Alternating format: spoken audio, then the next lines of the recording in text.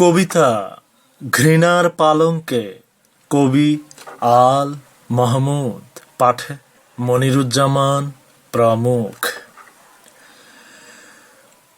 কবিদের এমন একটা সময় আসে যখন তার পছন্দ অপছন্দ নিসর্গের আকুলতায় নির্ধারিত হয় না। নিজের দেশ, নদী, পাহাড়, পর্বত আর নয়নের তৃপ্তি সুখের দর্পণে প্রতিফলিত হয় না আনন্দ। যৌন কৃতজ্ঞতার নামই প্রেম, এ কথা ভাবতেই হৃদয়ে কাঁচের মতো শব্দ করে ভেঙে যায়। তখন আমি লালেহ হোটেল থেকে অ্যালবুর্জ পর্বতের বরফে ঢাকা চূড়ার দিকে মুখ ফিরিয়ে বসে থাকি আর ভাবি, তোমার বসনহীন বুকের উপমা হওয়ার জন্যই আজ পৃথিবীর এই পর্বতে শিরায় বরফে জমছে। আমি যতবারই কষ্টে সৃষ্টে কোনো মরুভূমি পার হই, এসে পড়ি বরফের রাজ্যে। গলে পড়া নুন তুষার হয়ে আমাকে খামচায়। আমি ভারসাম্যের জন্য যতই ট্যাবলেট গিলি, আমার আর ঘুম পায় না। আশ্চর্য, আমি যে জেগে আছি এ কথা বিশ্বাস করতেও ভরসা পাই না। মাহমুদ ভাই, আজকাল আপনি কোথায় থাকেন? আমি এখন আছি এক খণ্ড সবুজ মেঘের ওপর, যেখানে পান্নার ইটে তৈরি একটা পরিত্যক্ত বাড়িতে আমাকে থাকতে দেওয়া হয়েছে, যার ফলকে বিদ্যুতের অক্ষরে লেখা ঘৃণা। আমি এখন তাচ্ছিল্যের সিঁড়ি বেয়ে সন্দেহের পালঙ্কে উপেক্ষা নামক এক যুবতীর সাথে ঘুমোতে চললাম। কবিতা পরিসমাপ্তির বিশ্রাম। কবি আল মাহমুদ। পাঠে মনিরুজ্জামান প্রমুখ। কেন জানি মনে হয় আমি যেভাবেই যাই শেষ পর্যন্ত তোমার কাছে গিয়েই পৌঁছব। সবাই যেমন বলে মোল্লার দৌড় মসজিদ পর্যন্ত, তুমি আমার মঞ্জিল। কি হবে তখন যখন আমার দিশেহারা চোখ তোমাকে দেখতে পাবে? হাসপাতালের চোখের রোগীদের দেখেছি, অপারেশনের ব্যান্ডেজ খুলতে তাদের সে কি কাঁপুনি। সত্যি যদি চোখ মেলে কাউকে না দেখে আমিও ভয় পাই।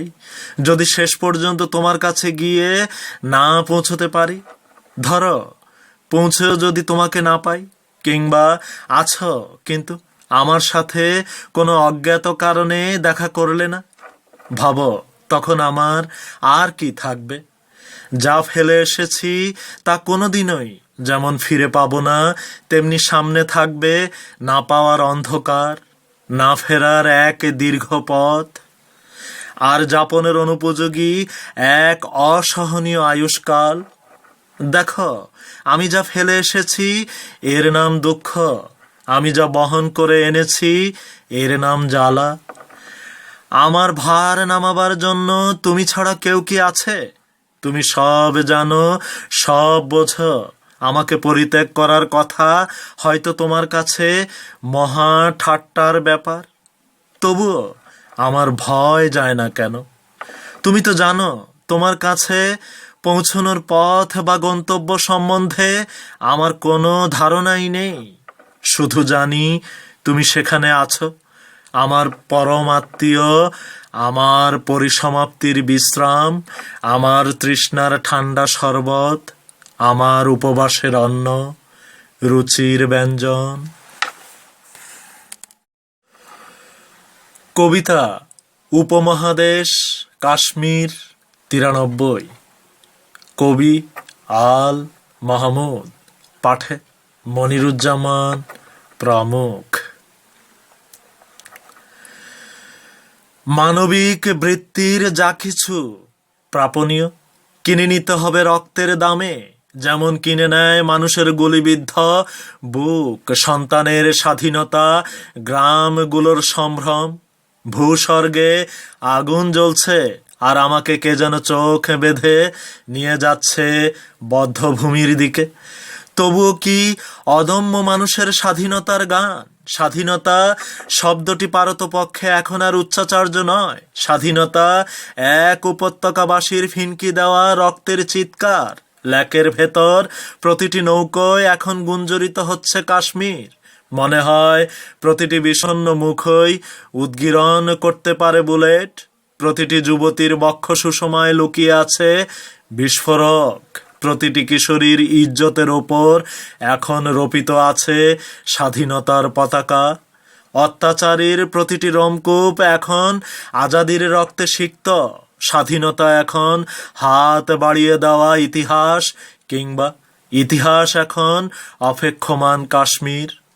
আমেরিকা, তোমার প্রশ্নের উত্তর দিচ্ছে এক কবি। উপমহাদেশের জর্জরিত মানবাত্মার সর্বশেষ বিশ্বাসের স্তম্ভ। আমেরিকা, তোমার একটি প্রশ্ন, ইসলামের কি এখন আর বিক্রি করার আছে? আমরা বিনিময় করি বিশ্বাস, আমাদের কাছে ঈমান। আমেরিকা, তুমি কি জানো ঈমান কি? ডলারের স্তূপ তোমার কৃতকৌশল, তোমার একচেটিয়াবাজি থেকে হাত ফসকে বেরিয়ে যাওয়া নিউক্লিয়ার ওয়েপন, আর তোমার হাতের 5 জাতিসংঘের সিন্ধুকে যা নেই। আমাদের লেনদেন সেই বিশ্বাসের, বিশ্বাস যা নিঃশ্বাসে নিঃশ্বাসে জাতিগুলোর স্বাধীনতার দীর্ঘশ্বাস। কাশ্মীর, তোমরা ও নরসিমা রাও, ও লালকৃষ্ণ আদবানি, ও শ্রীবাল ঠাকুরে, তোমরা কি জানো না মানুষের জন্ম হয় নারীর জঠরে? কাশ্মীরের ধর্ষিতা যুবতীরা জানে কোনো নারীর গর্ভ তোমাদের জন্ম দেয়নি।